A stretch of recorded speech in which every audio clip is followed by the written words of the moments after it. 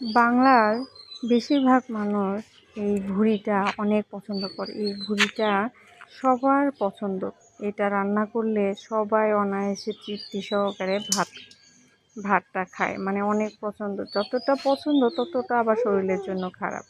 আমি আদা বাটা দিলাম, জিরা ধনে বাটা, হলুদ, মশলা দিলাম সব ধরনের মশলা, সাদা, কালো, লং, গোলমরিচ, শুকনো মরিচ আর লবণ দিয়ে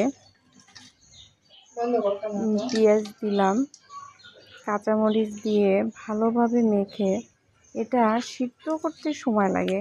সিদ্ধ হইলে একদম মজা লাগে। ওই জন্য সিদ্ধ করতে আমি লো হিটে চুলায় বসাই দিব। একটু তেল, একটু লবণটা দিয়ে মজাদার রান্না। এই রান্নাটা বাচ্চারা তো পছন্দ করে, বড়দের তো অনেক পছন্দ। আগেকার দিনে দেখেছি যে ভুড়ি রানলে সবাই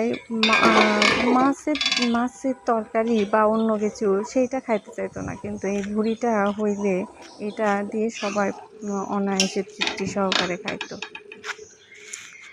এটা একটু আলু দিয়েছি, অনেকে আবার এটাতে আইঠা বলে না, গ্রামের লোকজন আইঠাটাও পছন্দ করে, অনেক ভালো লাগে।